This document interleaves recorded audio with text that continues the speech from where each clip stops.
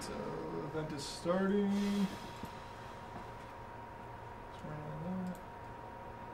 Should be going live any second here now, so watch the language. Thanks, Justin. You the best.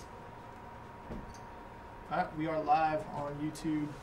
Oh, live on YouTube. Cool. Yeah, live on YouTube. Oh, is it? Good. It's live on there. On there, yeah. It's live. What's up, It is. guys? Cool. Yeah, So- we're just getting set up. Final Getting tweaks. set up on IG everything. also. There we go. Man, they did a good job sewing this booty hat. Hello, people of YouTube.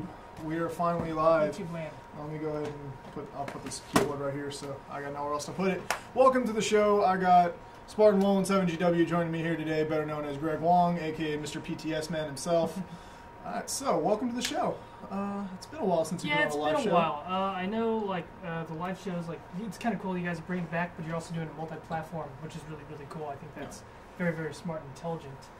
But yeah, so what do you guys got going on here at GI? So, as you guys know, for those of you who are returning, we usually start with a few promos that we got going on. So, we got our 4th of July mystery patch package. We still got a handful of those left, and by a handful, I think we got less than 15% left of our stock. I don't remember the exact number. I think it was like 1,200 and something total, but I think we only got like 100 left. So hop on it. They're going really quick. Anytime you buy one of those, you'll get a free mystery gift. So it could be anything. It could be another patch. It could be a shirt. It could be a whole nother gun. So that'd be pretty dope. Cool. If you want a gun in the mystery patch package, and then you want an extra gun as a mystery gift. And today we got a G&G Top Tech going out in 4 CQBR as part of the mystery guns. So pretty excited about that to see how that comes out. Cool, cool. Oh, you know what's really cool? Did you get a chance to play the Battlefield 5 Alpha? I did not. So, I actually did. It actually finished the day before 4th of July. What was really cool about that is I've actually played it before at E3 EA Play, and I got to play it again to the Alpha. And so it was really cool to get like more hands-on time with that. I know a lot of people are excited about the game. I'm not a huge fan of like the overall direction in terms of like how they're representing the characters, but the gameplay is really cool because if you guys haven't been following, it's like Airsoft now. Well, it's all everything's more like railguns. It's all recoil based, so there's not a lot of random bullet deviation. So when you get into a fight, if you're tap firing or really burst firing, your shots are super accurate. But man, you hold that trigger and like it's a lot harder to compensate and drag down as most previous shooters been. And you know, before it's like the deviation and recoil patterns were not as predictable. I don't know. There's just something about Battlefield before you could just hold down the trigger and like that. And like unless you're like right up on them, Battlefield 5, it's like definitely has a more technical aspect to it, to the gunfighting. It's actually really, really cool. Awesome. But I'll yeah, definitely have to check out Battlefield. Now, personally, I'm more of a Call of Duty guy. I've Oh, grown up it's being one a of Call of these Duty player. guys. I am one of those these guys. I'm that guy. Don't be that guy. What's this- Part 1 and 2. You know, it's funny. I actually have a couple friends that worked on Call of Duty, both behind the scenes and in the game, actors. I've even had a Black Ops guy on the show way back in the day here at GITV. The guy who played Sergeant Woods. yeah, Sergeant Woods. Yeah. That was a cool live show. And then one of my buddies, he's a World War II advisor. He did Call of Duty World War II. Although they brought him on a little bit later after they had made some of the assets, so some of the assets were incorrect time period wise, which was kind of interesting. We got one dude saying Call of Duty all day. Oh, yeah. Damn right. Call of Duty all day. I'm just more of a Battlefield guy. I like the fact that you have a Battlefield where it's just a sandbox. You just run with it. Anything can happen. And that's part of the longevity of Battlefield. It's like anything can happen. A guy could be shooting at a plane, you know, he'll hit it, it'll blow up, and it'll crash, and it'll kill a guy or a tank behind him that's about to run him over. Like, anything can happen. That's one of the reasons why I love Battlefield. No, yeah, definitely. I still have a lot of fun with Battlefield. I could play either or. I just find myself going to Call of Duty because it's a little more exciting. The gameplay is a lot faster paced. I know on Battlefield it can get a bit sluggish at times when you're playing like if you're playing like Conquest and you got a really high ticket number. You're playing Rush.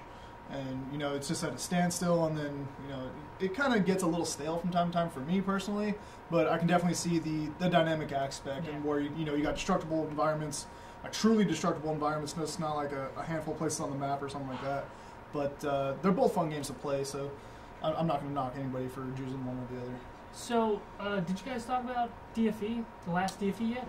We have not talked about that. This is actually let's go just ahead gotten and talk back about from that. So that's actually a really cool event series that's been building up. Oh yeah, In the Airsoft side. definitely. So Desert Fox, the most previous one, was Flashpoint Midwest. That was out at the Rock in Boulevard, Missouri. I was out there with Alphonse. You're the one who Alphonse introduced me to him. yeah. So Alphonse is a really cool dude. Cool guy, up and coming Shout out. YouTuber. Check him out. Check the guy, him out. he's like the meme king, and he's been up and coming. It's and a good one, actually. LMG sniper, he just runs around with a saw and an L-can and just gets in the position, just hoses that guy kills a lot of people. That saw literally struck fear to the hearts of our opponents. Yeah. Literally walking off after several games, we had several people walking up, because I rolled with Alphonse and a couple of other people. People walked up to him literally saying, yo, I did not want to move the second I heard that thing spooling up. Because, it has a very, very distinct sound to it.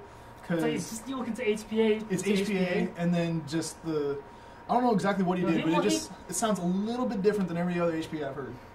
Because I've played with him quite a few times. He's a really, really, really fun guy to play with. And what I like about him is that he's a YouTuber, he's up and coming, he's got a lot of great friends, and he's a very humble guy, but very funny guy. Very funny guy, and he's a really big guy, but he's really, really nice dude. You guys definitely want to play with this guy if you guys get a chance. And it was funny, I actually got to command the first DFE game, so I'm very familiar with the structure of the game and how it uses a lot of elements from Battlefield, essentially, and how it brings a level of awareness and just another layer or depth to your typical standard Airsoft game, where it makes it feel just much more engaging. No, yeah. So, because you can see everything you need to see. Was the first one the only Desert Fox you went to? That's the only one I've been able to go to, so I'm trying to go to the next one. What are your thoughts on it? Because this is your second one? This is my second one, yeah. So okay. The app itself is definitely a game changer. There's no more asking every single person around you, yo, what's going on? Where's our objective at? All you do is pull your phone up, and it's right all in front of you. You're like, oh my god, we're losing that objective. Get over there now. Losing objective butter. But anyways. Objective butter. So on the first one, one of the biggest flaws I saw with the app was it was just kind of like a standard Google Maps. It was just white layout. You didn't... Oh no! Oh no! Instagram fell. Oh no! Whoopsie. But it was just kind of like a blank Google Maps layout where you couldn't see anything. But they updated so it's a satellite image now. So you can actually see the entire layout. You can actually see what your objective is. Because before it was the objective is one of those... Before there was a lot of I think I know where it is. You knew where it was, but you'd have to you have to get close to know exactly terrain where association was very particular because it's the Google Maps is kind of vague. What you see on Google Maps is different when you look at it on the satellite view. So you're not getting that quite precise visual information, which is so I think it's cool they changed it to that. Any other major updates with the app? I heard it was way more stable. It was definitely a lot more consistent. Location-wise, it was a lot more accurate too. Really? Okay. I don't know if that was just because reception was better than one or the other. It could have been. But I know. I don't think it was that though because reception sucked for me up there. I don't know if you guys saw the live stream from YouTube last week. It was terrible reception up there, and it was kind of hard to live stream in all honesty. But overall, the app still functioned just fine. So yeah, we're excited to see where DFE goes from that. Yeah, that's really exciting. I really hope it catches on. If you guys go to DFE, one thing that I saw a lot of players didn't do the first time I played, and hopefully they learned from the next one, but of course it's a new region, so for a lot of them it would again be their first time. Make sure that you have a battery pack linked up to your phone. Absolutely. And also, try to come up with a setup much like this. So this is my setup. Well, at least on this rig, which is actually based off Travis Haley's rig. But what it allows you to do is it allows you to basically have your phone where you need it, which is right up here on your chest. So I'll hold it up for Instagram to check out, and so for you guys to check out. Just pick you guys up real quick. Basically, whether it's a plate carrier or a chest rig, you have this mount right here. There's a couple out there. This is the Juggernaut, and I made a custom mount based off Travis Haley's mount. But basically, this gives you the information where you need. You look at it, get your reference, put it back up so you don't get your screenshot and whatnot. But it's a really, really cool way of mounting your phone on here. It's super recommended for DFE and stuff like that. And I guess since we're talking about the kit anyways, I guess it's a good segue. Mm-hmm. So this kit is one of the newer kits I've put together. It's basically built off the Haley Strategic micro rig, and you also, which is the micro chest rig. It's a modular rig. You can put 5.56 inserts, you can put SMG inserts, you can put 308 inserts in there. It's got two pouches on the side for multi-tools, pistols, flashlights. You got a giant admin / general purpose pouch. which has Velcro inside, and it's also got a couple elastic bands in here so you can keep things organized in place. A couple people, including myself and Grantham, have both put up videos about it. So it's a really, really good rig. And of course, I have it tied into the Haley Strategic Flat Pack, which is a really nice, lightweight patrol kind of pack. You know, I have a couple different ones. I've got the GMR Minimap, and I've got this. They're cool. They're both different in how they're used and how they're built. So they kind of have their purposes. I would say for direct action, the Minimap is probably a little bit better, but for like recon patrol, this one's actually not bad as well. And of course, it's it's expandable too, which is a nice plus. So what I like about the Flat Pack Plus, which is the even bigger boy version, is the entire inside's all Velcro, so you can really customize the layout. And if you go to SHOT Show and you get way too much swag, you could make the bag like basically make the stomach get bigger, and then you can have more stuff in there. And both this compartment and the main compartment both expand, which is really cool. Yeah, and this setup's really really badass too, because again I said I custom made this mount, and yeah, I looked at Travis Haley's mount that he made for our fan film, and I basically replicated as best I could with just a couple slabs of Velcro. I basically made Molly just by cutting slices into it, mounted it in, and then it doesn't look that complicated. It's not that complicated. It literally just looks like what, 3 straps of Velcro? And it's literally a strap of a big piece. Oh, okay. No, it's not even 3 straps. This is one piece. It's one piece of Velcro that I cut slots in for this. I covered up the back end on this side. Then I had to reapply some Velcro on top of this so that the rig would actually collapse and close down on it, because I had to find the right place for it. But you'll see a similar setup to this in our fan film, which is an up-and-coming Jurassic World Exodus. But that was really cool. But yeah, that's a cool way to run your phone and stuff for those events. And if you're going to go to those, make sure you're prepared in that regard, because that'll make your experience so much better, and you'll just have a lot of fun. Yeah. No, yeah, definitely. The biggest thing is keeping your phone charged up, because your phone can die very easily doing DFE. Like, before you know it, you'll kill 30% of your battery just doing it. It's not knocking on the Blue Fox Tracker app whatsoever. It's just anytime you have continuous GPS running, always pulling up your screen, getting it going again, it's gonna eat your battery up, and it's yeah, that's just a natural state of things. Like whenever you're like running around the field like that, make sure you keep your phone juiced up, because that's gonna make a huge difference. Let me go ahead and put that there. Right, but so now we're supposed to be having a guest join us. Oh right? yeah, you know what? Let's see where hey he's Mike, at. go ahead, join in. Let me go and shoot him messages and tell him to No hop in. problem. But yeah, we have a special guest. Let me see. So- Jump in. Cool. So you should hopefully be seeing a prompt from him pretty soon. So Should be. well, we're just so we'll just keep an eye Let's on. go ahead So and Mike, run to the go very ahead and bottom jump here. in. Yeah. But we Mike's should a be good getting friend that of in mine. Yeah. pretty soon here. As soon as he gets in here, that should be pretty exciting here. Now, you guys were in Hawaii for your most recent shoot. Now, Okay, was yeah, Hawaii yeah. the only location you guys shot in? We or- shot in a couple different locations. There you go. Let's see. There he is. Ah, There you go. yay. So let's go ahead and Waiting for add our guest in waiting here. for the thumb. All right, so This is waiting. you already just gave it away, man. Oh snap! There he is. Wait, it's coming up. It's coming on. There he is. What's up, man? How's it going? Hello. So Mike's joining us. He was out there on the island with us, and man, it was a really cool experience. I'll just cover it really quickly.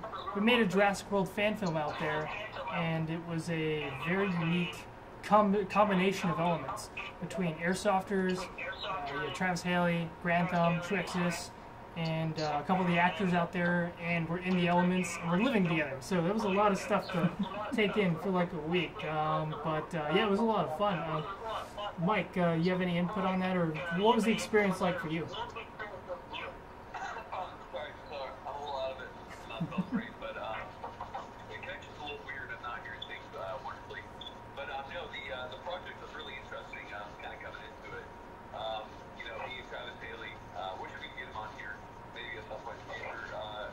We were kind of both going through Greg, and Greg was like, "Hey, Travis Haley's on board," and I was like, "Oh, I'm on board."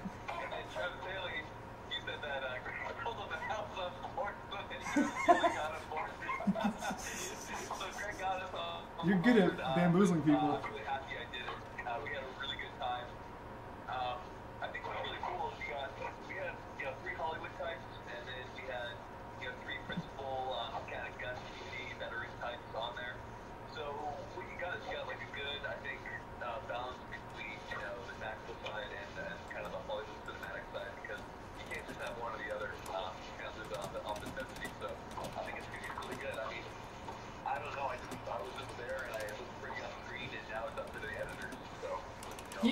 It's yeah, I know. I mean, I've been working on that thing like every day. It's interesting when like you ever see like people show up at the premiere of a movie and they're like, yeah, I haven't even seen the movie yet until just now, or this that, and the other. And like I was like, what do you mean they haven't seen the movie? Now I'm like, okay, so that's why, because people are working on it the entire time until it comes out. But for me, it's been an interesting experience just putting it together. See, when I talked to you, Mike, I was like, Mike, you want to do this thing? You're like, yeah, sure. I asked Haley, and it was right when we were at the aircraft game Maritime Milsom up north, when I was bugging him about it. And I was like, hey man, can we get your gear for this thing? He's like, yeah, sure. He's like, hey, if I could be in it, tell the producer. I was like, sure, because I was like the producer's like, well, yeah, we can do that. And then he's like, wait, so what kind of project is it? I was like, well, it's a fan film. So like he's like, well, I'll see if I can make time. So then I was like, okay, so he might be in it. And then, what's up? Yeah. He's a little far. Sorry, yeah. Sorry about that, Mike. But let's go ahead and move you over here. Oh man, but it's just IG. IG's just like that. But yeah, it's a little laggy, but we'll make do. For whatever reason, the audio really does not like Greg's voice at all. It doesn't like Asian. It's the Maybe squinty eyes. That's what it is. It doesn't like. It's got that facial recognition software, but So, what was your favorite part about working with Travis? About working with Travis? yeah. Yeah. I think what was great was just to kind of touch base with Travis on a couple questions that I had from shooting and from military stuff in general. Kind of talking about managing injuries in the military and something as simple as a sling placement and talking about like SOC-P technique. With your team. So if you're not doing SOC-P stands for Special Operations Down Program. So it's just a way to kind of get hands-on for, but anyhow, kind of talk to them about that and different ways to employ link techniques in those environments. It's really cool just to get that, like, knowledge base, kind of challenging what I thought. I think that's really cool because Travis is not a guy to, what's the word for it? He doesn't settle. He constantly asks questions and he's constantly kind of pushing himself. And so because of that, I feel like he really tries to kind of break out of paradigm, and making sure that he's not kind of selling in for what everybody else is doing, which I think is what most people tend to do, and I do too to some extent as well. And I think it's cool that he asks some questions and he keeps trying on new things, and that's something that I need to get on top of, to be honest. I think, and just working with Travis, like the guy is super like resourceful and adaptive. Like all the snafus that we had that he came up with solutions for, or he was always like, we'll figure out a way how to do this or do that. It was just amazing working with that guy. We were lucky, man. We got to spend like a whole week with him, which is crazy. And it was kind of like a working vacation. And then, man, we got to do so much cool stuff out there. Like that was probably one of the best weeks I've ever had. Wish I could go to Hawaii for a week and get paid for it. It was probably the best week we've had. So what are we doing next, Greg? Are we doing Halo? Are we doing Predator? I don't do. Okay, so I've been thinking about all the different ideas. Like, man, we could do Predator, we could do Halo, we could do like whatever.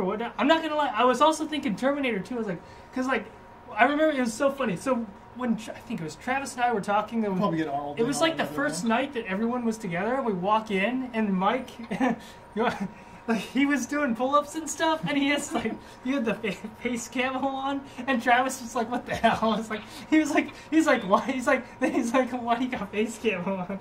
So there was a miscommunication about my character. I thought my character had face camo paint on, and the filming is supposed to take place about 2 days into a mission. Yeah. And if you wore face paint, you know that it wears a certain way. Like you can't fake the way the camo pattern wears on your face. Yeah. When you've been sweating it and stuff.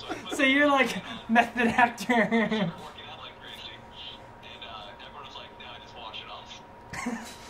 Dude, but I tell you, man, you would make a great Terminator. That would actually be pretty cool too.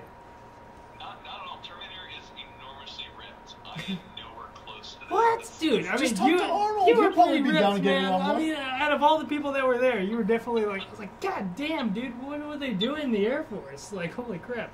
All we do is work out. We just worked out. But man, yeah, I tell you that first night when everyone was at the house and we had Travis and like yourself and True Exodus and that was cool. It was almost kind of like our own private like gun conference thing or meetup thing where you guys can just talk and you don't have to get bugged by a million people asking you for pictures and stuff. You can I'm just pretty damn jealous, talk and just hang out. That was pretty cool. Yeah. And just and also yeah. The Brazilian Jiu-Jitsu thing, that was pretty funny too. that was cool. That sounds like a story worth telling. Well, maybe it'll come out later. We'll see. But that was just funny because I remember Travis kept looking over. He's like, "What the hell's going on over there?" Yes. So, Greg, if I'm not mistaken, we're shooting for a July release on Jurassic World Exodus, aren't we? Yes. So this month, we're deep in post-production right now, finishing dinosaurs, finishing effects, finishing music. The music's going to be great, and the dinosaurs look fantastic as well. So, yes, July is when we're doing it. I saw a couple of not the latest renders, but kind of the sooner renders. I don't know. Yeah. They look good. They look really good. I was surprised. That was something I was pretty worried about. You're like, wait, what are the dinosaurs going to look like? Yeah. So yeah, Mike and I are talking about like the different models and renders we have for the animals in the film, and the guy we got is pretty good. I mean, considering fan films, especially in the Jurassic World or Jurassic Park genre on YouTube and stuff, haven't had a great track record for having awesome looking dinosaurs. I think we struck a good balance between having good looking dinosaurs, good looking military technical stuff, because that's always the thing too. Like anytime someone shows up in a fan film and they got guns and stuff, it always looks so jacked up. So yeah, they totally don't know what they're doing. Having Mike and Travis there consulting and kind of giving advice and stuff was really awesome. And I know you probably appreciated it too, since Travis has a contracting background. That's a whole another background that he brings to the table, which was really core to the story too. Because so that was kind of the thing that I was kind of lacking was I hadn't done any contracting work all on selective duty, so that was a gap that Travis was able to fill from his time in Blackwater, and I can't remember what the company is. He worked for Triple Canopy. Actually, I don't know if we can say anything, but anyhow, the point is that he's able to fill that in pretty well. And then I think the greatest thing was that we were able to give our experiences doing jungle warfare and jungle survival and that type of stuff to make it more believable. Mm-hmm. No, yeah. And then, I'm not going to lie, I saw Vertex was loving it, because every time they see you, you're wearing the Vertex shirt. And I was like, yes. But I had gotten so many questions about that. they're like, what shirt is that? It's the Vertex shirt. Yeah, I know. Once the behind the scenes comes out for that and people we could still talk about the gear, but once people like really understand what everything is, they're just going to watch. Like, okay, they need to basically build his kit from the movie. I know at one point, oh my god. But yeah, there's a lot of cool stuff going on behind the scenes, but yeah. Mike looks freaking awesome. So, I'm not mistaken, we took a video for the behind the scenes about how my kit set up the way I do, right? Yes, yeah, we did. I might, just because of the way the audio was, I might have you shoot some of that again. Oh, there's a train. Train coming. But we did get some of it just in case. I figured it was better to get it on the island than not to have it and not need it and whatnot. But I mean, I think it's really cool, and I think people are just gonna love it. Damn, dude, do a live action Black Powder Red Earth short. That would be... You know what's funny? I think they might be doing that. I gotta talk to Sharky is the one who's involved. we should do our own, because Travis is already hooked in with that company, and then I'm good friends with John. Yeah, well, I mean, John was a co-founder of Haley Strategic. Yeah. So we should think about doing that. That'd be sick. Yeah. So I think what's gonna happen. Me and Travis are already in the comics. That's true. You guys are already in the comics. I think what's going to happen is after this comes out, and because it's a cool, fun fan film, too. I know some people in the shooting industry have done some stuff before, but I think this is going to kind of kick off, I'm kind of hoping, because it'd be kind of cool, kind of kick off a renaissance of, like, independent filmmakers, but from the firearms industry. I know there's some people who've done some stuff before, but, like, with the profile of people that we got with such short notice, with the resources that we had, it's pretty amazing. I think what we were able just to accomplish, just flat out, just from the shooting perspective, like that was nuts. Hey, what are we gonna do a premiere? Are we gonna do a premiere out in LA? What's the plan? Let's see. I think it's probably gonna be LA. I gotta talk to Travis and the guys about that. But I mean, probably LA because it's kind of it's a nice central location that everyone can kind of get to. But I know Travis is traveling right now, so we just gotta get the thing finished first. And then once we're like a week out from like when we know we're gonna like a week or two out from release and stuff, we're gonna get all that information coordinated. So who knows? Maybe like I think we're gonna try to get a bunch of people from the airsoft industry to come out to that too because that'd be kind of cool. I'll be there. he's a huge fan of yours, Mike. He's a huge fan. Very big fan. I'm trying not to fanboy like really hard. I really hope this isn't weird or anything, but yeah, dude, I've been a huge fan of your channel for quite some time now. I love the tactic videos you put out, your MVG videos. You know, I love your helmet setup. I'm pretty sure I'd asked you on IG at one point, but yeah, dude, I'm a huge fan of your videos, man. I don't even know what to say. Yeah, man, if you guys want to see some really, what's up? Say again, Mike. That means a lot. So I can't, you know, the whole reason my channel works and everything is from fans. So when I say I'm appreciative of you guys, it's real because I'm nothing without people who follow me and stuff. So thank you. I mean, it's basically a religion now because on Facebook there's the Grand Thumb Worshippers group. So I mean, it's practically it's a thing. Oh wow, okay. So, I mean, I'm sorry, I'm not that obsessed, but it's not a religion. Basically, it is, but it isn't. But it is. But yeah, you know that MVG video, man, I put so much there. That video was probably about, I want to say, close to a year in the making. Are you serious? Really? Gather all that. Damn. Gather all that information to get clearance from ITAR lawyers because there is so much that goes into Yeah. filming through night. So getting clearance from ITAR, going back and forth with companies, getting clearance from them, it just, like, actual filming was like, you know, a couple days. But then, like, getting clearance was, God, it was hell. Well, I mean, It was hell. I'm glad you went the proper channels for that, so that way, you know, you protect yourself for sure. Yeah. ITAR's no joke. ITAR's no joke, kids. Yeah, ITAR, you don't fuck with it. Yeah, definitely not. We've got another one out on, night vision devices, and then, of course, on IR devices, so all heck, D-ball, we're going to do a big comparison. That'll be interesting. But we're getting off topic. Everyone wants to know, I'm kind of reading the comments as they come through. First off, no, I don't airsoft. Second, You totally should. Greg. But, Greg, everybody wants to know where this is going to be published. What YouTube channels are going to be published on? Yeah, I've been talking to Travis about that. There's a good chance it might go up on Travis's channel, but we'll see. So it's up, hasn't been finalized yet, but it's definitely going to go, like, platform-wise, it'll be on YouTube, it'll be on Facebook, and we're probably going to put it on Vimeo, too.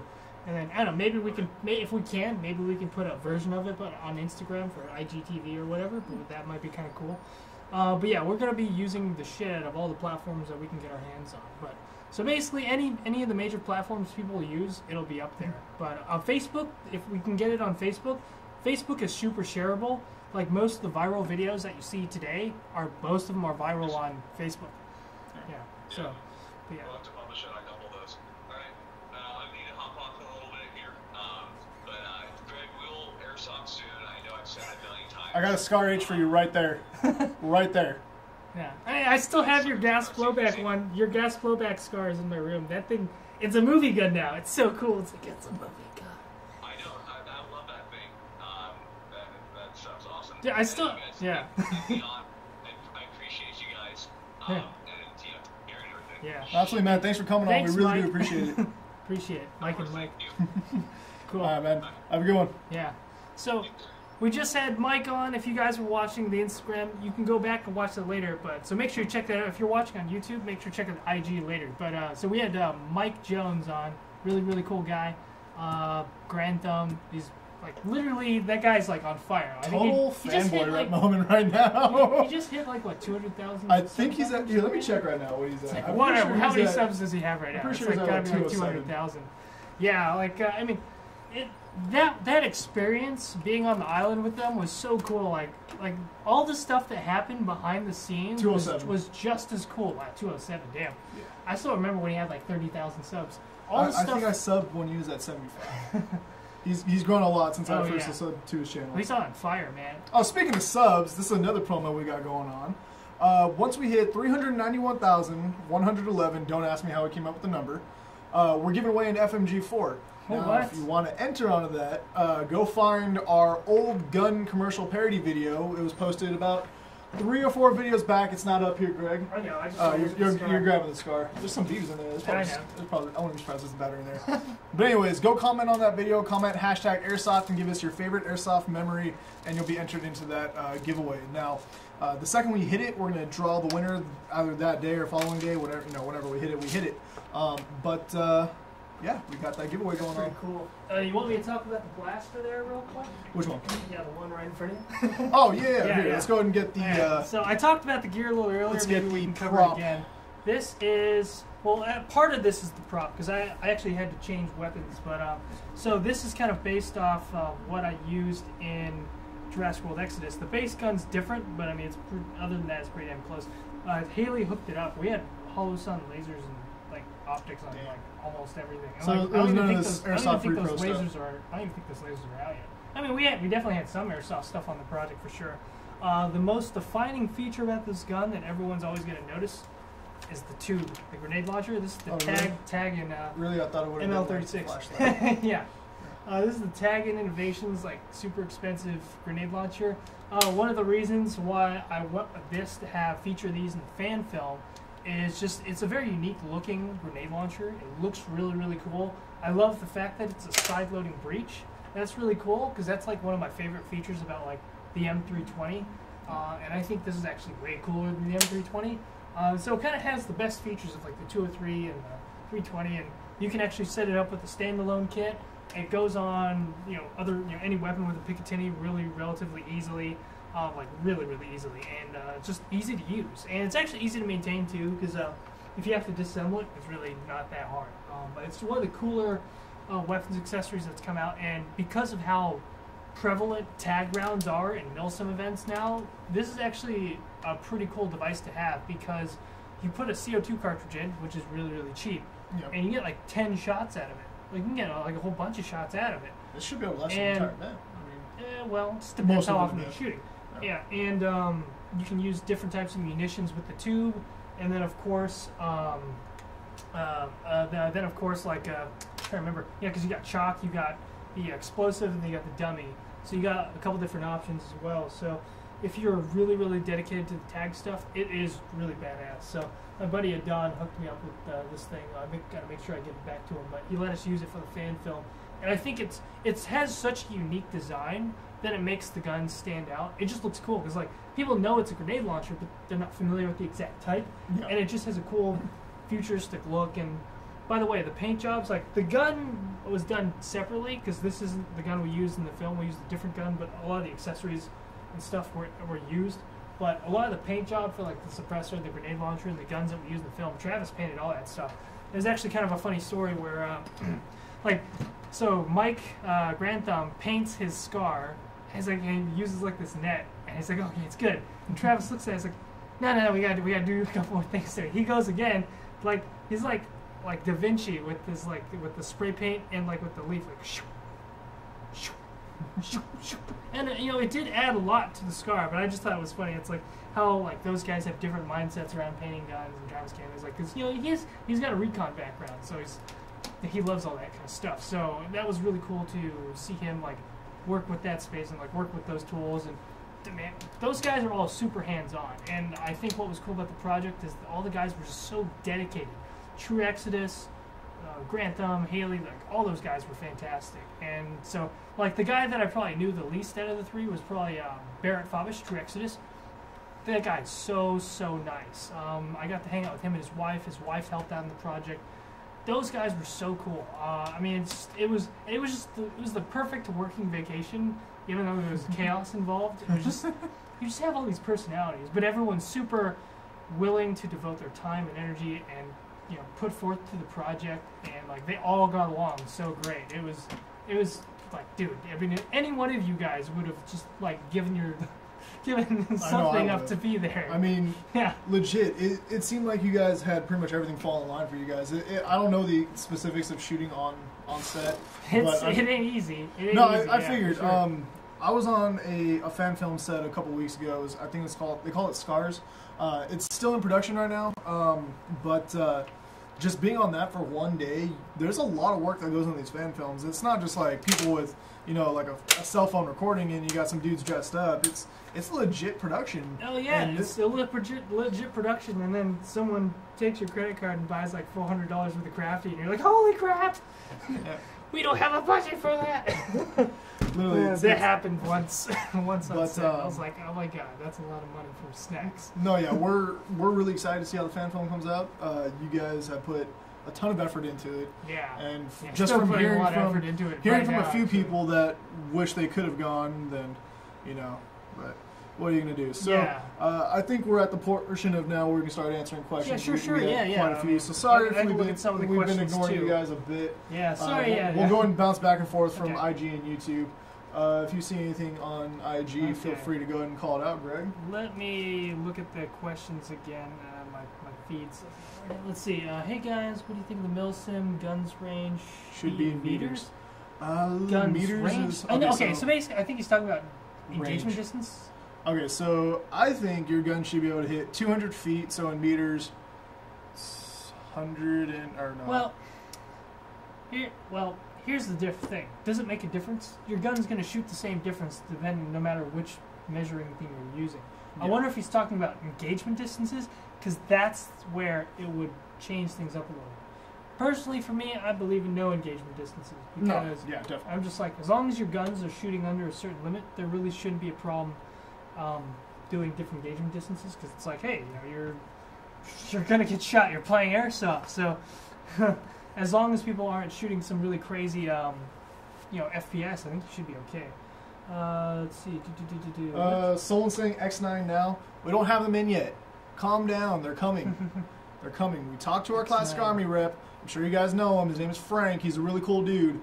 But he says they're not here yet. How far should a gun shoot from Milsim? Well, a good sweet spot... 200 feet. 200 feet, yeah. 200 feet's a solid number. Yeah, that's a solid number. And sorry, if you get beyond, no, it's okay. If you want to get beyond 200 feet, even better. Hey Spartan, what would you say of the Bush Wookiee suit? I'd say make your own ghillie suit, because the Bush Wookiee is too fake looking. Like, it's not going to fool anybody. Why are you kidding? I don't know, I just feel like throwing it on. He feels like kidding up. Okay. No, I'm not throwing it on completely. I'm just like, oh, cool. Yeah, but this kind of gives you an idea of what it looks like, so I'll just stand up real quick so you guys can see it on Instagram and whatnot. It looks like. But yeah, Bush Wookiees, like the ones that you buy, those okay, if that's what you can get, sure, get it, it'll work. But a real ghillie suit is going to be a million times better than one of those if you actually use the vegetation and like really veg it up and make it your own. One, it's a cool experience to make one. Like I made ghillie suits with level cap. That's a throwback. That's a throwback. Yeah, Shout out level cap. Go check out that vision. Come back to Airsoft, please. That video. That was a lot of fun. So it's fun, first of all. It's a lot of hard work, but it's very rewarding. And it makes you kind of understand better how camouflage works and why certain things are done, and then that makes you appreciate how good real, legit ghillie suits are. Another thing, too, is that if you're making your ghillie suit to wherever you're playing at, you're going to blend in much better than just buying a store-bought one that's... Well, I mean, like, you can basically make a good base that you can make work for most environments, and then it's really the vegetation. The vegetation is what really does it. And if you do a base, some kind of tan or multicam base is usually pretty good for most environments, and you just... any of the green is augmented with the actual green in the environment. So that's kind of what you want to do. And you don't want to over-jute it, because then it starts looking like the Bush Wookiee. Yeah, I've been guilty of it too, but over-juting, which is basically just you're using too much of the burlap material when you should be using more vegetation. And people got different, like, oh, how much percent, this much percent. I'm not as familiar with that, but vegetation always wins. So, what shotgun do you want to see in Airsoft? I mean, they already have the A12, so it's that's kind of the coolest shotgun out there. In my opinion. That was, but I'm honestly want to know what's going on with that Fostech shotgun that Crytek is supposed to be dropping. They announced that, and then they haven't said a word since. What's going on? I mean, Tim, what the hell? You'd have to ask Alan about that. I have no idea what's going on. Yeah. I know they announced that new AR-15 M14 hybrid thing, which is kind of cool. I'll have to look into that. Let's see, what are the questions we got? LM4 or GMP walk? I've always been an LM4 guy, but I've heard some good things with GMP. I just don't have as much experience with that platform to really say. Let's see, why is that the Ditec Blackjack? Well, the Ditec Blackjack is basically like it's a rip-off of the Halo Strategic one, and so it's not officially licensed. So it internally, it's just they take their Gen 2 mech box and drop it in. Gun, yeah, but it's not bad. I've used the early version of it. I don't know if there's a new one or if it's the same one. It was okay. I mean, I would rather just wait for a really good licensed one. It's nothing to boast about. It's nothing too crazy, but it'll work. And then as for your LM4 versus GMP walk question, I've had both of them. The LM4 I had for the longest time, but the walk, when you put the money into it, will perform better than an LM4. But you gotta put money into it. But like most systems, with an LM4, you put a $20 bucking into it and you're done. You're talking like a walk, WeTech, GHK too. Well, GHK is really good out of the box too. But anyways, walks and WEs, you need to drop a lot of money into those. Well, gas guns all have their nuances and stuff. Like I've used a lot of gas guns before. I went from AHEs to gas, then back to AHEs, because like I love gas guns, but sometimes they're just finicky, and sometimes I just want to be able to pick up and go. So I've used so many different guns: ERGs, non-ERGs, AHEs. I've used a little of everything. What else we got? Any questions? Let me check YouTube sphere. Oh, shout out Airsoft Alphonse. He commented on the YouTube Airsoft stream Alphonse. saying hello there in Hello there. Obi-Wan Kenobi voice with his Jesus patch on his back and arm. With his beard. He's got this Airsoft beard that he wears, which is real. Really funny. It's real. Sure. The beard is real. 12 out of 10 can confirm.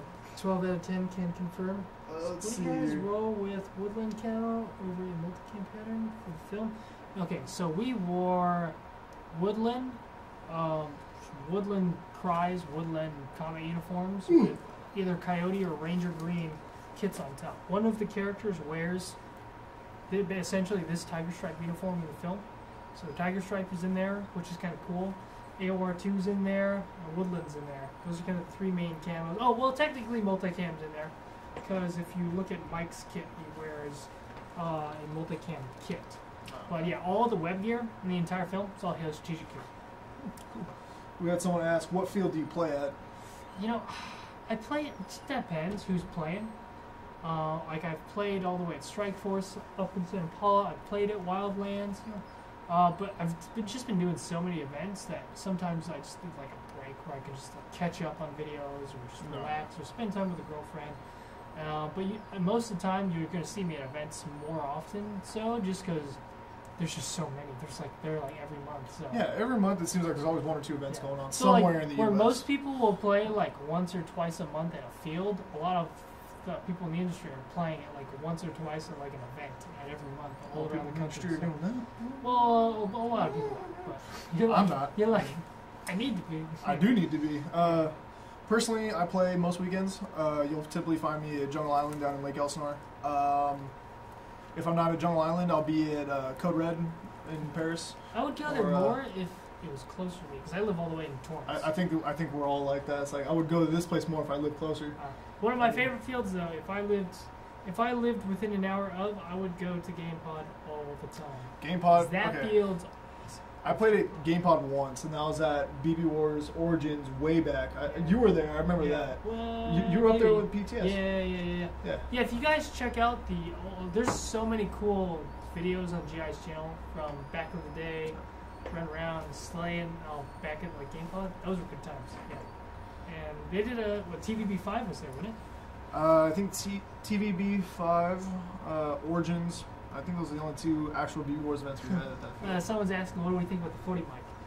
I think it's painful. Cool. I think it's cool, but I can see how it can be abused. I took one if you guys didn't see that video. As soon as we're done on this live stream, go check out that video of me getting blasted by a 40 mic. We literally called it Mike shooting Mike with a 40 mic. It's basically like an A10 in a 40mm configuration. It was terrible. I kind of want one of those from Mills and West or something. Also, do you want to get shot by one? I can arrange for that. I want to use one at the event though. That'd be kind of cool. Oh, a bunch of enemies in the open. Bzzz. That's pretty cool. Let's see what other questions we What's got. the best outdoor field in California? Man, that's kind of tough. Like, I think Jungle Island's pretty good. I love Mr. Paintball, their airsoft side, because it's huge. It's literally just 2 hills in a valley. Yeah, but don't let that fool you. That's pretty it's dynamic. Awesome. I love Mr. Paintball also. It's hard to say like what the best outdoor field in SoCal is. There's so many places you can play. We're kind of spoiled by it honestly. Like, because when I was out in Missouri at the Rock, I think everyone was saying that's the closest field and within like a 3-hour drive for a lot of people. So yeah, LA, everything's within an hour and a half. Yeah. But Indiana, Ballhacks, that's a great field too. Game Pod, that's a great field. Fort Ord, that's a pretty cool place to play. I actually have not played at Fort Ord. That's a really cool field. I do also need to check out Strike, where Dutch Hooligan plays at. Yeah, Strike Force. It's just way on the other side. Yeah, it's all around. I just carpooled with Dutch last time I went there. Well, what other questions we got? Hey Greg, have you tried the new MTech pads? Yeah, the new MTech pads are softer. Oh no. The new MTech pads are softer and more comfortable in the helmet. The original pads are a little bit stiffer and not as comfortable, but so go ahead and get the new pads if you can, because that'll make a huge difference. 150 gigabytes of saved videos with no real skills in editing. Sounds like me. I cannot edit to save my life. I just get the footage. Alphonse got a bunch of people saying hello to you. Come say hi. Someone says Instagram said Travis Haley's son was on this stream. Sure was, man. Sure was. He hopped on for a little bit. The guy's a champ. He wasn't feeling too great today, but he came on the show anyway. Thank you for coming on the show. I really do appreciate that. Yeah. I'm a huge fan. That guy's awesome. If you guys I'm sorry for fanboying, but I'm hey gonna man, how often you get to talk to Grant though? Right? So, yeah, he's a good friend of mine. I've been talking to him for a while, so his channel's Are the TM recoil scars good? You got a recoil scar. Yeah, I've got a TM recoil scar. That's a really fun gun, and one thing that the Tokamuruis have is their trajectory for shooting like 320, 350, flat fall. Yeah. So I thought it was funny. One time I'm playing with the Marui Scar, and like I came around and I was just shooting. I shot a bunch of these dudes, and then like they were complaining that it was like, oh my god, he's shooting hot. I was like, dude, it's a Tokamuru'i Scar. It's like one of the lowest FPS stock guns you can get now.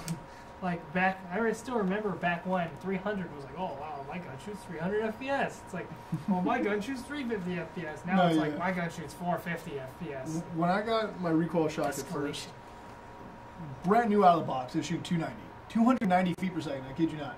And I turned a corner and blasted 3 dudes at point blank, and they're all crying about shooting hot. It's like, no.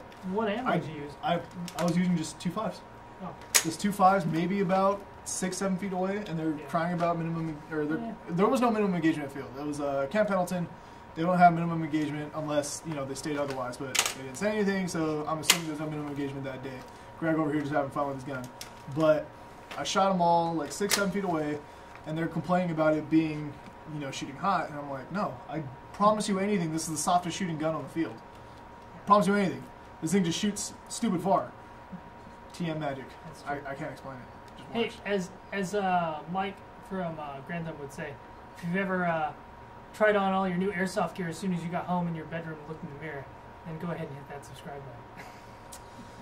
Because everyone does that. It's like, oh my god, I got a new uniform and a new gun. Let me go home right away and try it all on. I can honestly say I've never done that. What? I can honestly say I've never done that. Everyone does that. I am not a gear whore. Yeah, so I'm a gear whore. So it's like as soon as I get a uniform, it's like, oh. As soon as I get off work, it's like, I gotta go home and try this on, try this out. Can you try and get Tim for RWA on the show? I would love to get Tim on the show. Oh, yeah. I think he's going back to Canada. He is going back to Canada. He's going back to Canada. He had his goodbye show a while back. So Canada in Vancouver, if you guys aren't familiar, a lot of movies like Suicide Squad is shot there. Everything's shot, a lot of stuff is Deadpool shot there. Because it's cheaper to shoot up there than it is in LA because there's a lot less rules and regulation, which is why you're seeing there's more stuff being shot in Atlanta, more stuff being shot in Vancouver. Those are like probably the 2 #1 alternate sites from Los Angeles, at least that are on the continent. And then obviously there's Hawaii that's really been buzzing too, and China. But yeah, so Canada's really cool. Tim's trying to work his acting career, so maybe we'll see him as like the Canadian John Wick, or the Hong Kong Canadian transfer John Wick. Well, he did start in the UK too. So that's true. I think he's from the UK, if I'm not mistaken. Well, Tim, if you're watching, please correct Hong me if I'm Kong wrong. is the Queen's English. So. Yeah, pretty much. Yeah. Any hints on when the next awesome mystery box will come to the site? We have our Techie 3.0 box dropping next week. But if we're talking full-on brand new mystery boxes, we got something in the works, but I can't disclose. I apologize. It's coming. It's coming soon. Do you guys like the ICS L85? Thinking of getting rid of mine. I'm not a huge fan of L85s in general, to be honest with you. I like L85s. I think, okay, thing. so in real life, the L85 is not really that great of a gun. In Airsoft, L85 is pretty cool, especially if you put the DD rail in there. It's just cool because it's different. What's cool about the ICS version of the L85 is it actually will take EPMs. For some reason, the G&G one doesn't. It's just the magwell, dimensions of the magwell, it's just too long or too tall. But yeah, other than that, yeah, the ICS L85 is pretty cool. I've seen a couple of really cool setups of those. I just think it's a cool, different gun. Yeah, I think G&G's coming out with a new one too. Alright, so I don't have any experience with this one, but what do you think about the EMG Warthog? Which one? EMG Warthog. I'm not familiar with the Warthog. Sorry, buddy. Got nothing. Sorry. Hashtag free the Bob the Axeman. Go talk to his wife. You know what's funny? I actually saw Bob not too long ago. When we were shooting at Haley Strategic in Arizona, I stayed at Bob's house. So Bob's doing well. He's doing his thing out there. He's got his wife, and he's happy. And Good for him. one of these days, we'll get him playing out here again. So yeah, that'd be kind of cool. What is the best GBBR? If you have the money for it, Vipertech. If you have the money for it, Yeah, and if you can find it. I mean, LM4s they're good. I mean, Probably the best bang for your buck.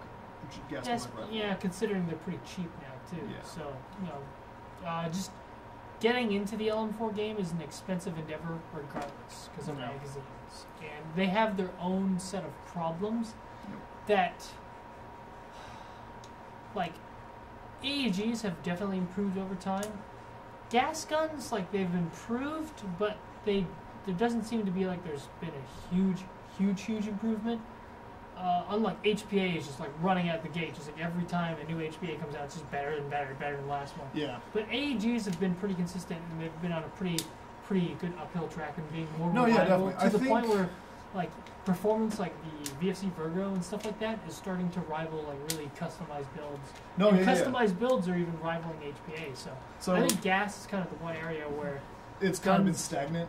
kind of stagnant. Like, sure, a new gun design will come out, like a P90 or something like that, but the gas guns, they're not that popular in the United States, but in Asia, gas guns are really popular, because that's the closest you can get to having a real gun. Yeah, so in Asia at least, I know the VFC gas flag rifles are legal over there, but over here in the U.S., because they resemble rip arms so much, they're not allowed for sale. All I know is I got a VFC gas blowback scar in the U.S., so... Alright, so what I was going to say was about AEGs, though, is, yeah, they're on a steady uphill climb, but I think these guys, the Crytacs, this is the Gen 1 in particular. This is actually... So, This is Gen 1? funny story about this Crytek. It's a Gen 1, but not only is it a Gen 1, it doesn't even have a serial number on it. This was one of the pre-production samples that they let a bunch of the YouTubers use at like their launch game thing that we did with Mechanicsware. It was like their influencer game. So all the influencers came out, we played with them, they'll everyone keep one. So I've had that Crytek for a long ass time. Yeah. Like, this is like, that is one of the original Cryteks. Like, there's not even a serial number on it. Yeah, That's how so old it is.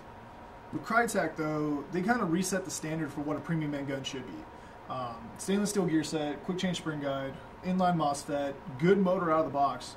So pretty much like the only thing you could really ask to do more with the Crytek is maybe change the barrel. I would say that Like, was kind of the that would beginning of like the most recent generation of Yeah, because kind after kind of resetting what is expected for premium guns. because after they did it, then I think Well, now there's the VFC Avalon. now you got the Avalons who pretty much did the exact same thing. The differences between the Avalon and these it's are like, competition's good. Competition's good for us. It's good for you. Everyone gets better guns in the long run. Yeah. I think that's just the natural process order of things. There needs to be more companies doing that stuff, because in the end, you're the one who wins. You get better guns in the end, and prices come down, quality goes up. Yep. Hopefully. So there's quite a few things that you actually do get. Traffic sucks going back. Yeah, it's not too bad. I'm just looking at it. But so anyways, Crytek kind of redid what premium and good should be. I think the next innovator, in all honesty, is Classic Army with their ECS trigger system. How it's kind of a standard now, because I know G&G did it before, but they didn't really market it. And then you talk about the Nemesis, right? Yeah, or the Scarab line was the first one to have that in it. And then I will say, I was messing around with one of the stock guns that I came across recently over like at work, and one thing that really stood out was, man, the trigger for a stock gun, that trigger is clean. Yeah. I mean, you know, every gun kind of has a degree of like whether how clean it is or how grungy it is, or you know, but man, I don't know what you guys like. Yes, that gun was clean. It was really, really clean. So yeah, the new Classic Armies, like the Classic Armies have had a couple different generations within the new era of Classic Army, but I think the most recent is probably going to be the most competitive. No, yeah, definitely. So you're getting that ECS trigger system in it. You're getting all the features that Crytek put into their line, and it's coming in at a relatively affordable price point. Like a Crytek PDW is $305 right now. The Nemesis line starts at $310, and I think tops out at like $360, the same price as an SPR. So you got a wide range of everything that you can do in a very affordable price point that's still competitive with every other gun on the market. And you're still getting great performance, and you're getting all these features with it out of the box as well. Now, that's just my opinion on it, and a lot of companies are starting to go to that. G&G just updated their top tech line to the G2 mech box. So you're getting, 3 and 5 round burst, programmable trigger with it. All the big companies are basically putting in some really high-end features in there. So we're starting to see that development, because I know VFC did it with their Virgo system too, where you get the programmable that trigger. That Virgo, I was talking to Jonathan Higgs about that. That Virgo is pretty damn cool. So I'm actually really excited to finally try that little thing. I'm excited to see the brushless motor in that. That was what everyone was talking about, was the brushless motor. Let's see, what other questions have we missed? Anything on the YouTube sphere as well? Oh, let's see here. They're talking back and forth with real guns. You get Grand Thumb on one stream, now the sun they're talking about real guns. Yeah, nothing really crazy. I've only been to paintball arena before. Is it the same as Airsoft? Does it feel the same? If you play paintball, you can definitely handle Airsoft. Airsoft is nowhere near as bad as paintball. Here's how it's a lot cleaner too. Here's how I describe the difference pain-wise. Paintball's like a punch. Airsoft is like a really sharp stab or pinch. They both have their pain, it's just different.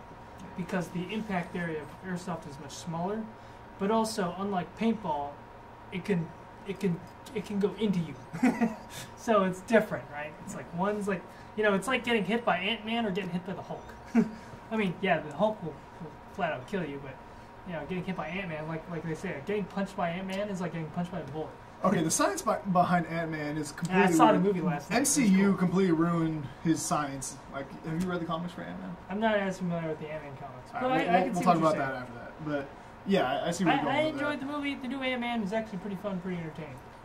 What are your thoughts on the ASG 4.5mm plastic BBs? I didn't know they made 4.5mm plastic BBs.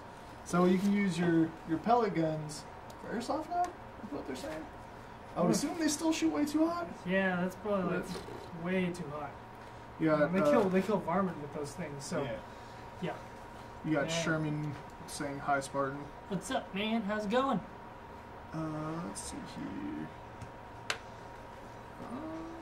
Yeah, if you want to get your questions and comments in, now's the time because we're going through them. My phone's about to die too, so I'm about to hop off of IG in a moment here. Someone saying paintball hurts more, bigger bruises, no hop up, airsoft, realistic, ammo is cheaper, feels like a little bite. Yeah? Yeah, it kind of depends, yeah. I mean, it's way cheaper to do airsoft. We'll say, if you get shot in the head in airsoft, that hurts like mother because it's just the hard object hitting a hard surface. Alright, so on YouTube, call sign dancer, you need this answer. When did the CAX9 pre-orders come out? Right now, from what Frank told me earlier, not earlier this morning, yesterday, we're looking mid to late this month. So we're waiting on the shipment to get into Classic Army, and then we're waiting for Classic Army to give them to us. So, that's out of our control, man. I mean, as soon as we get them in, we're going to start shipping them out. So, I apologize about the delays on it, but that's really out of our control, dude. There's nothing we can do there. I've been bugging him about some guns that are coming in, but that's out of his control. All he can really do is listen to me complain. Yeah, you just gotta wait for Hong Kong to do their thing. Yep. What do you guys think about the Earmore M32s? They're like Peltor knockoffs. Oh no, I know what you're talking about. Actually, I think I've used them. They seem like they work fine. If it fits your budget, go ahead and use those.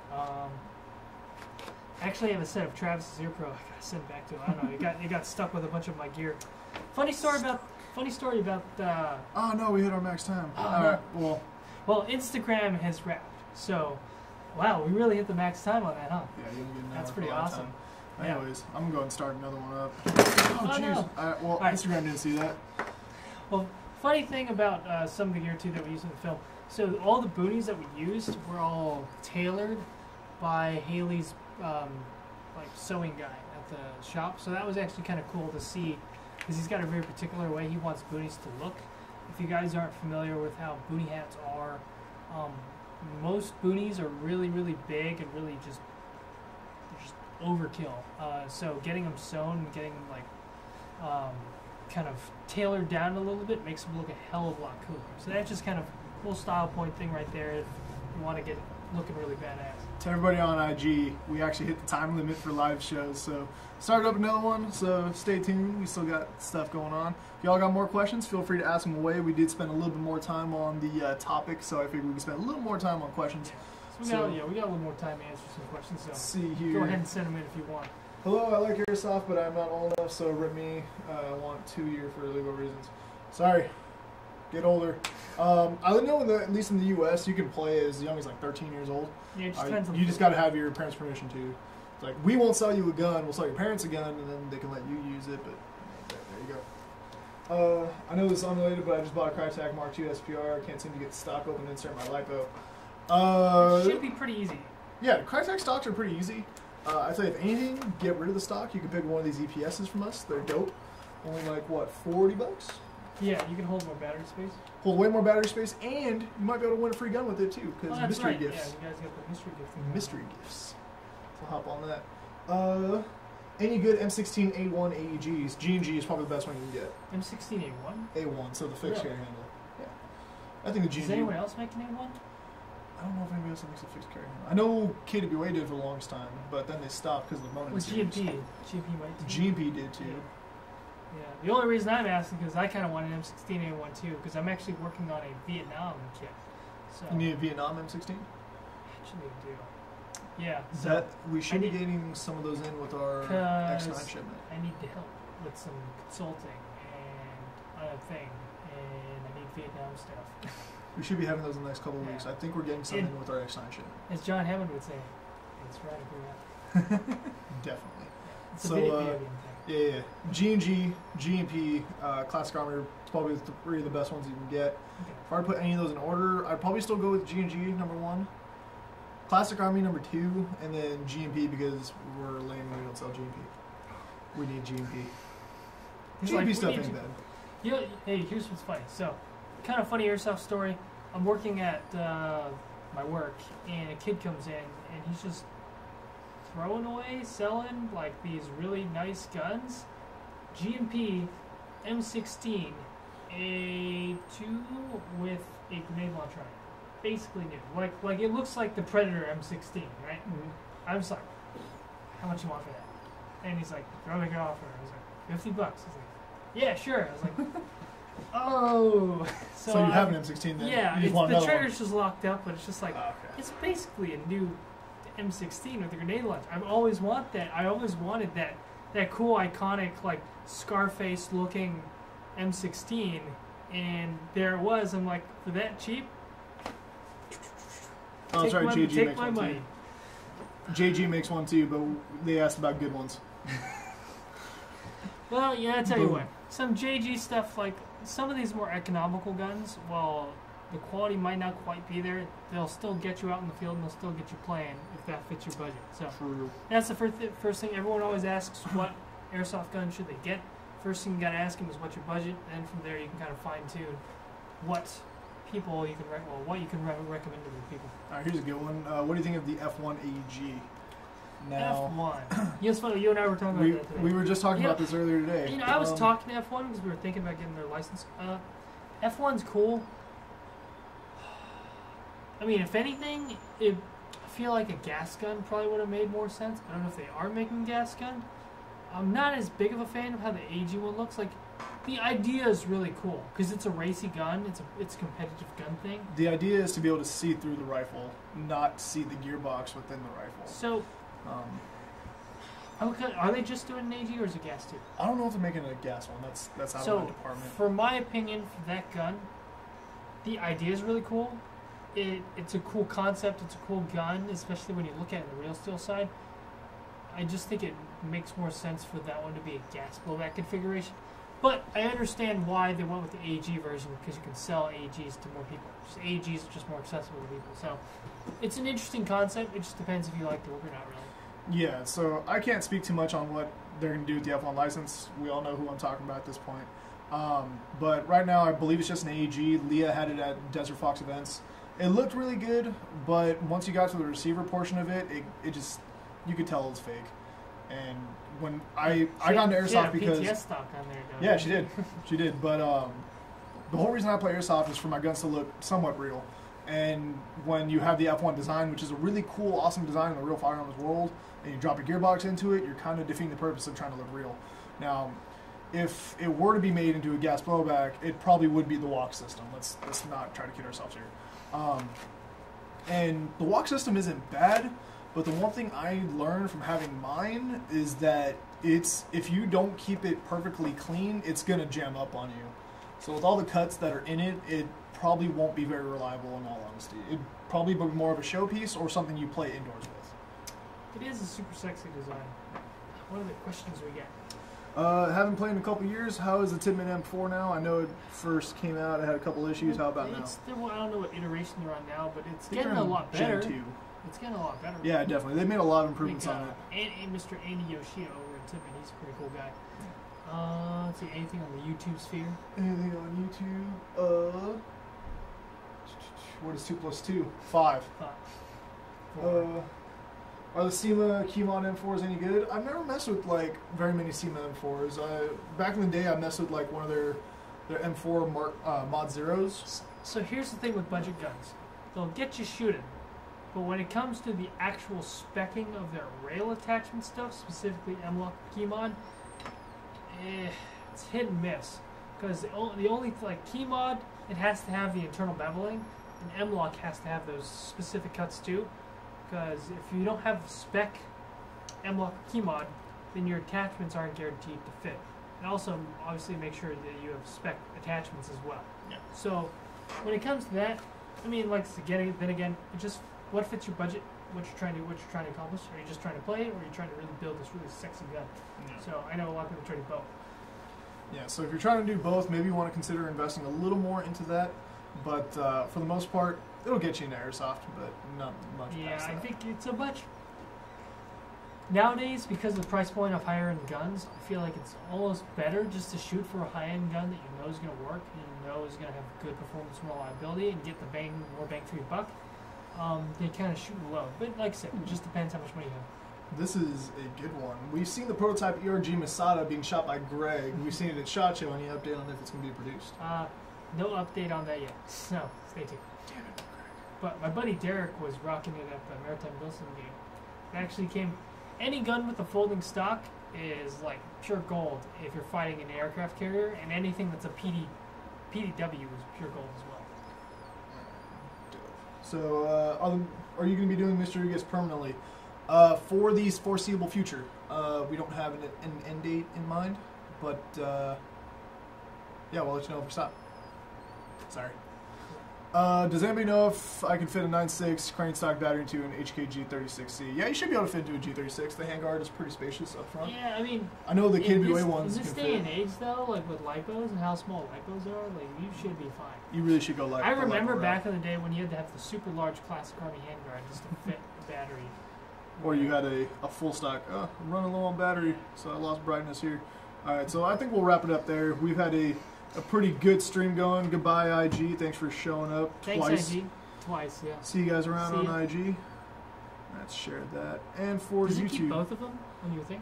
Yeah, I did share both of them. Cool. So, IG. Oh, damn, that was hot. But anyways, YouTube, thank you for tuning in. Any last second question? Doesn't look like it. Be sure to check out, we filmed the tactical gearheads today, so... That'll probably go live either later next week or the following week. Okay, cool. So, cool. or maybe I'll just have it on hold until your guys' little Jurassic World project drops. Well, I mean, you could go ahead and put out ahead, so it kind of gives people a heads up, too, so that's fine. Yeah. We'll collaborate on that. Anyways, thanks guys for tuning in. Once again, this is Spartan117GW here, and make sure you check out our website. Anytime you place an order at all, you'll get a free mystery gift. It could be a patch, it could be a shirt, it could be, a gun like that. Well, not like that, but it could be a gun. You guys know what I mean. My name is Michael. Again, this is Spartan117GW. Check them out on the interwebs, IG, Facebook, YouTube, Spartan117GW. So be sure to check them out. Thanks for tuning in. I'll catch you guys later. Stop.